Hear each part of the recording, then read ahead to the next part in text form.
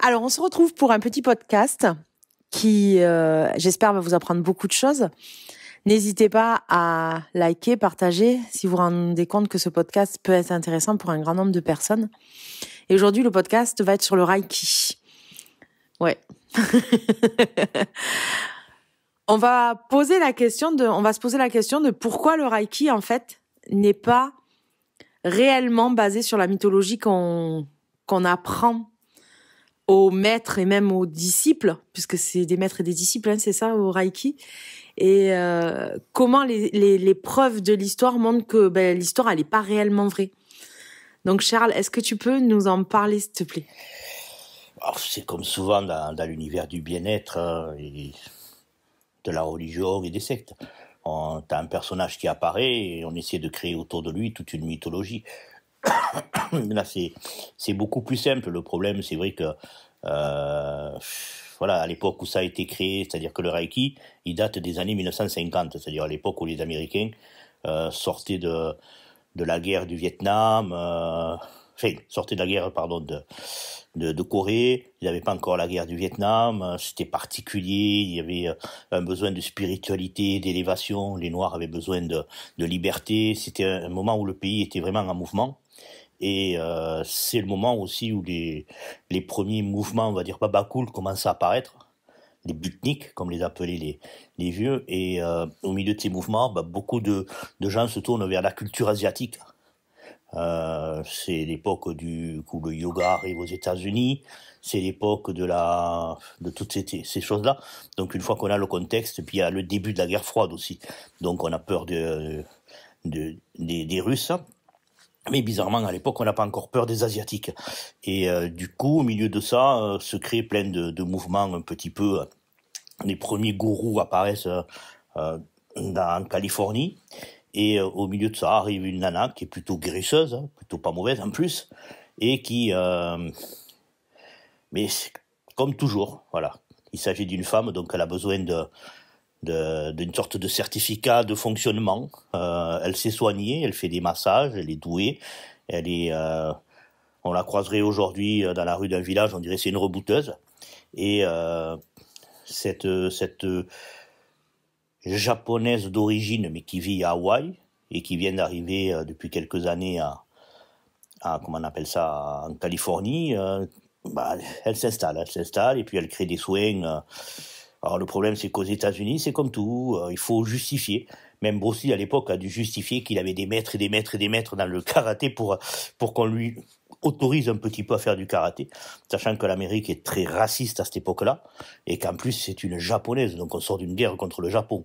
Donc c'est compliqué, même si elle est née sur le sol américain, même si elle est américaine, donc c'est très compliqué.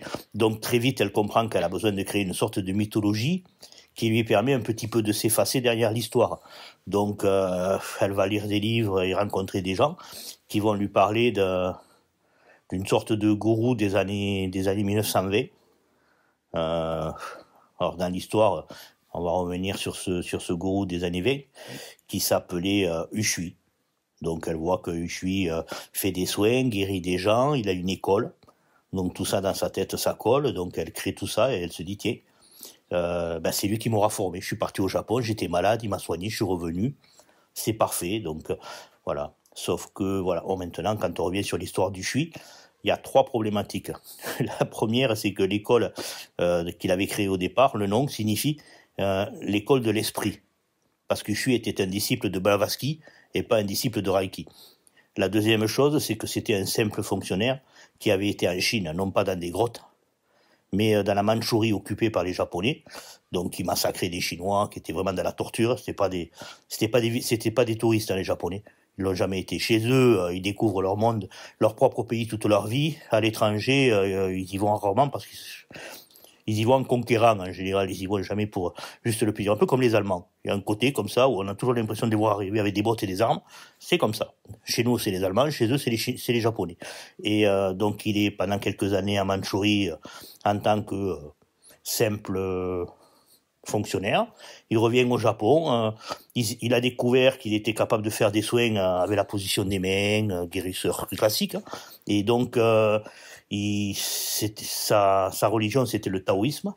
Mais dans les années 1900, il a rencontré quelqu'un qui va changer sa vie, Madame Blavatsky, qui va venir au Japon, parce qu'elle faisait le tour du monde. Je veux dire, si vous voulez vraiment, vous êtes une femme aujourd'hui et vous vous dites, j'aimerais être une femme universaliste qui maîtrise tout, qui contrôle tout, vous aurez 2 personnages dans l'histoire. Mais on en reparlera de ça. Mais là, on repart sur le Reiki. Oui, mais c'est important parce que Usui, le pauvre, était c'est-à-dire qu'à côté du fait qu'il était guérisseur, il avait créé une école taoïste, c'est-à-dire de religiosité, et à côté de ça, il s'était mis au spiritisme, puisque Blavatsky, à travers ce qu'elle a apporté, c'était un petit peu les bases du spiritisme au Japon, et le Japon était très curieux à cette époque-là. C'était un pays qui sortait de la féodalité et qui était en demande de plein de choses nouvelles. La plupart des choses nouvelles venaient de l'Amérique, ça énervait énormément de Japonais. Donc cette Russe qui vivait en France, en Allemagne, tout ça, pour eux, ça a été vraiment quelque chose d'important. Donc ce Usui s'est lancé là-dedans.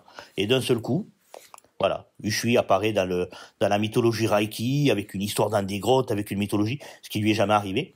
La preuve en est que dans les années 70, des disciples Reiki sont allés au Japon pour faire une sorte de pèlerinage de retour aux sources.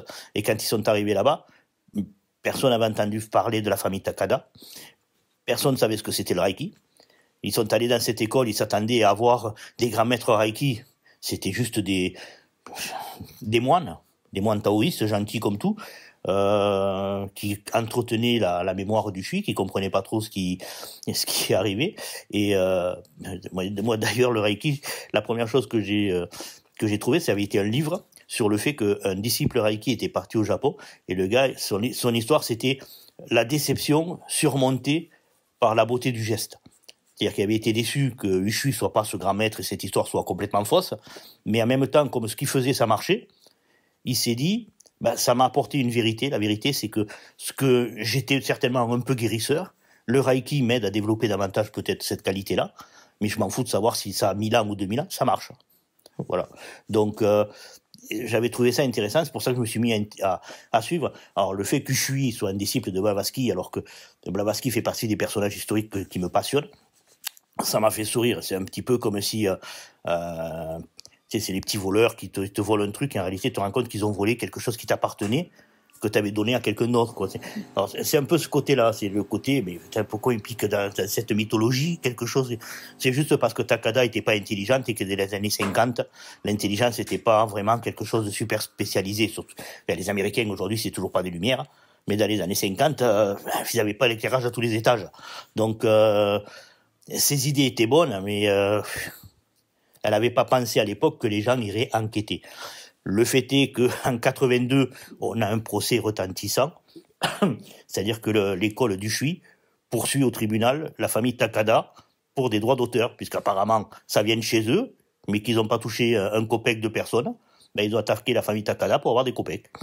Et le tribunal japonais leur a donné raison, parce que quelque part, à partir du moment où elle avait pris le nom d'Usui et cette école comme phare d'illumination, elle s'était toute seule mise dans la merde, et qu'aux États-Unis, devant les tribunaux, donc l'école d'Usui a gagné des millions de dollars d'un coup. Ils ont retapé leur école, ils en ont fait une école à l'origine du Reiki. Mais il n'y a toujours pas de prof de Reiki dans cette école. Sauf que, à un moment donné, quand même, ils ont réussi à s'entendre, malgré les millions qu'ils ont dû donner. Et de là, tout simplement, les Takada ont formé certains prêtres taoïstes japonais pour faire du Reiki. Et ils ont fait un contrat classique où l'école japonaise enseignait le Reiki en Chine, au Japon et en Corée, et que la famille Takada faisait les États-Unis et l'Europe. Voilà, on se partage le monde et chacun son truc. Sauf qu'il y a quelque chose quand même que les gens devraient comprendre, c'est que le Reiki, il n'y avait qu'un seul niveau de 1950 jusqu'à 1992. Le fils Takada en 92, il crée un deuxième niveau. Puis un troisième, puis un quatrième. Oui, mais à un moment donné, quand les gens viennent plus et que tu as besoin d'argent, c'est comme tout. C'est le problème. C'est-à-dire, je dis pas que la technique ne marche pas. Je dis juste qu'elle peut pas marcher si la personne n'a pas de capacité au départ. Comme toute technique. Il y a une expression que j'aime bien. C'est, tu ne fais pas un cheval de âne, un cheval de course. C'est-à-dire que quelqu'un qui sait faire parce qu'il l'a dans ses mains, même s'il comprend pas ce qu'il a dans ses mains, le Reiki peut lui donner un moyen de s'auto-assumer. Ça, on est d'accord. Je suis pas contre le fait de ça. C'est un peu comme toute activité. Il n'y a pas d'activité débile. Il y a rien qui est crétin. Il y a juste le fait de te dire que quelqu'un va poser sa main sur ton épaule et te donner un pouvoir. Non, ça n'existe pas. La nature est ainsi faite que le seul pouvoir qu'on peut te donner, c'est celui que tu as déjà en toi à la naissance. Après, tu dis que tu l'appelles pouvoir inné, que tu vas développer, que tu imagines que la source de ce pouvoir-là, tu l'imagines où tu veux, que ce soit dans la religion, dans la famille, dans ce que tu veux. C'est pas le souci. Je veux dire, c'est pas. Mais dire qu'une technique va faire d'un rigolo de base quelqu'un de surintelligent, non, c'est pas un film de science-fiction avec une piqûre, pam, je te pique et puis tu deviens. Ça n'existe pas. Donc, quelqu'un qui, à travers le Reiki, se rend compte qu'il peut soigner les gens. Le deuxième effet, c'est un peu comme le gars que je te dis qui avait écrit le livre sur le voyage qu'il avait fait au Japon, c'est de se dire, ah tiens, grâce au Reiki, j'ai développé quelque chose que j'avais à moi, et pas l'inverse.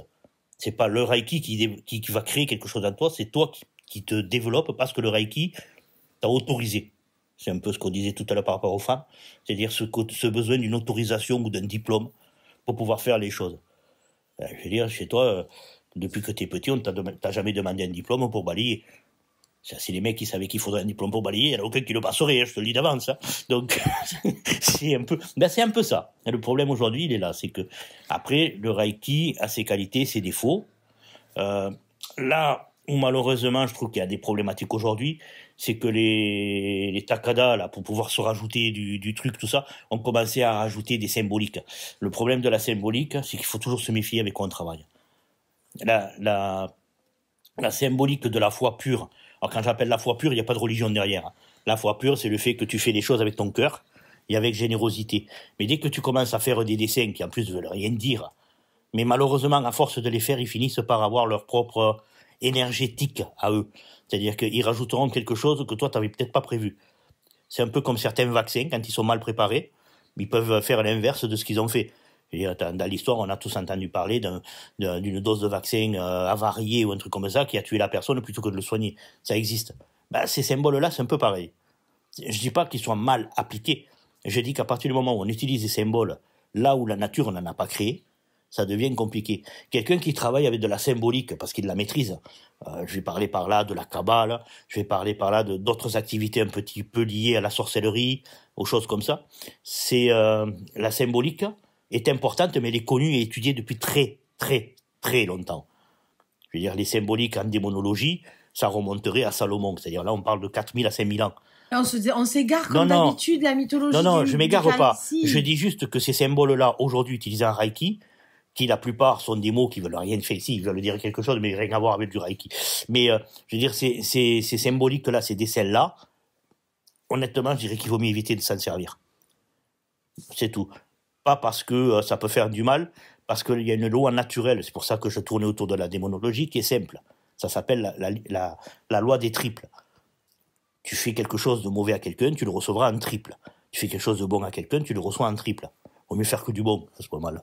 Et dans le Reiki, le soin avec les mains, avec la volonté, avec la conversation, c'est génial, hein, ça aide les gens, hein, puis ça aide surtout le thérapeute à se sentir fort et à l'aise.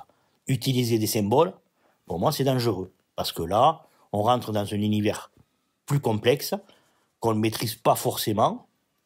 C'est pas parce qu'on te dit que dessiner un zéro, ça veut dire zéro, et que ça fait rien, que ça fait rien. C'est plus complexe que ça. Le problème, c'est le Reiki, avant, n'avait pas de symbolique numérique. Le seul symbolique, c'était le fait d'être... voilà, tu saluais... Chez les Japonais, tu salues avant, tu salues pendant, tu salues après. Les Takada étaient devenus des Américains nés Américains en Amérique, donc tu salues pas. Tu signes, puisqu'en Amérique, tu signes. Même si t'es pas chrétien, il faut toujours faire la croix, il faut toujours jurer sur la Bible. Donc, ça quand même, ça, intellectuellement, ça modifie le tempérament. C'est pour ça que je dis, c'est compliqué de passer d'une symbolique à une autre. Les Takada, c'est une symbolique qui leur appartient, ils ont voulu jouer avec, c'est leur problème. Le problème, c'est qu'un occidental reste un occidental. Donc il y a des symboliques. C'est pour ça que je dis le Reiki n'est pas mauvais en soi. Il est mauvais quand tu pars sur une mythologie qui est débile, que tu ne maîtrises pas.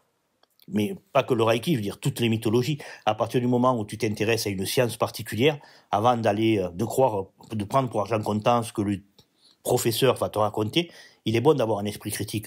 Sinon, tu finis par voter Macron. Justement, sur l'esprit critique, ce que tu m'avais déjà parlé une fois, c'est que Madame Takada, c'est ça ? Takada. Takada, si on regarde réellement les faits historiques, elle n'aurait jamais pu aller au Japon. Non, mais c'est plus comme, c'est pas important qu'elle y soit allée ou pas. On sait qu'elle n'y est pas allée. On sait qu'elle a jamais croisé Ushui. Tout ça, on le sait. Bah, non, parce que quand t'en parles avec quelqu'un qui est pro-Reiki, déjà, à partir du moment où tu lui parles de la mythologie comme quoi elle n'est pas forcément vraie, il t'accroche à la gorge en te disant c'est pas vrai. Ils vont te dire que Ushui est allé en Chine, qu'il est rentré dans une grotte, qu'il s'est fait illuminer. Tout ça, moi, je veux bien. Mais déjà, moi, quand je rentre dans mes chiottes, je me fais illuminer aussi. Hein. Oui, quand tu appuies sur l'interrupteur. Ah, c'est clair. Voilà. Mais je veux dire par là que quelqu'un avec un esprit critique suffisamment intelligent, il comprend bien qu'un Chinois un Japonais qui serait rentré dans une grotte qui se serait fait illuminer, il aurait réfléchi, je sais pas, surtout à une époque où le Japon vient d'envahir la Chine. Un Japonais se promène pas n'importe où. Les Japonais, ils restaient dans les grandes villes. Ils en sortaient surtout pas, sinon les Chinois les étranglaient.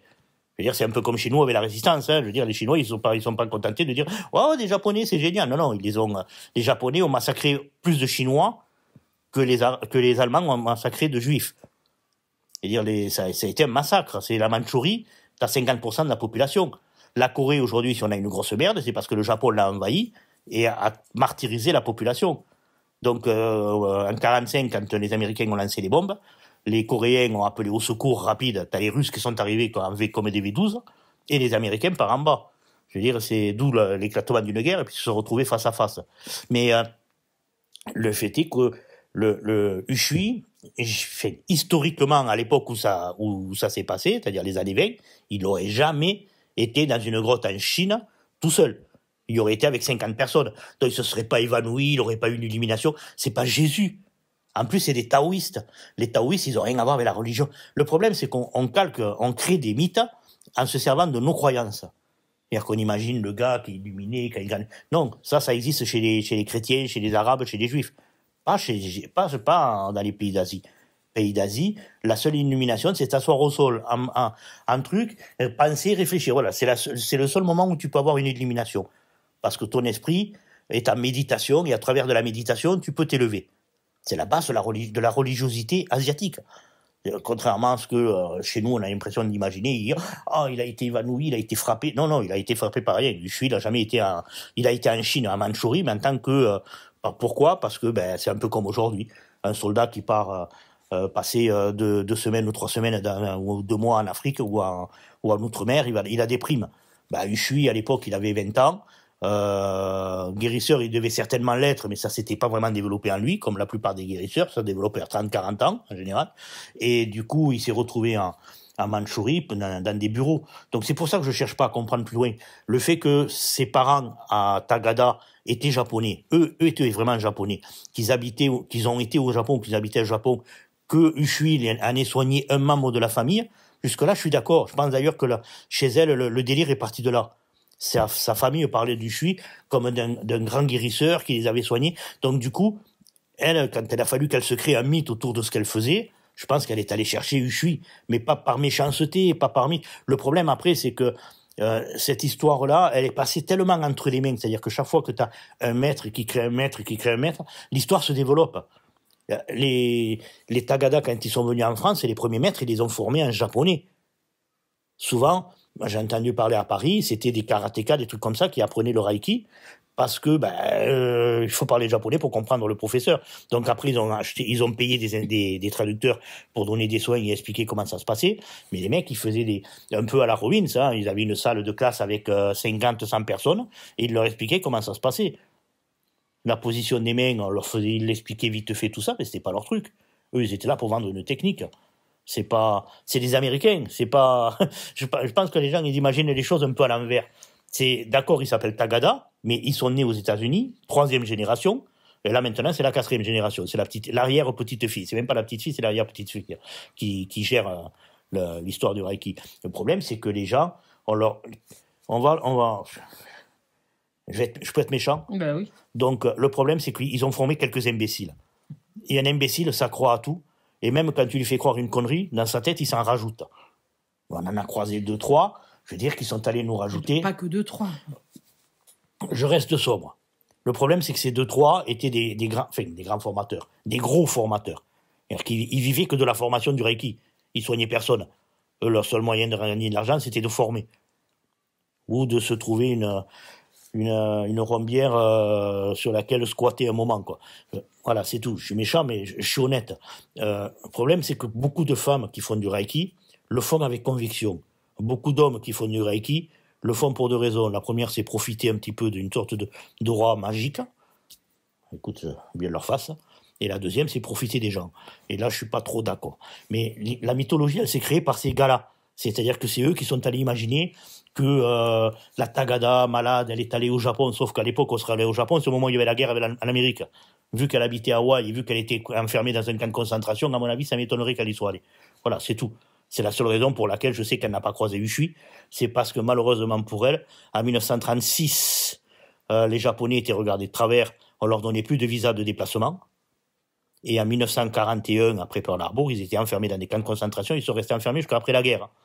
Ils ont libéré les camps de concentration. Je crois que la guerre, elle s'est finie en mai 45 avec le Japon.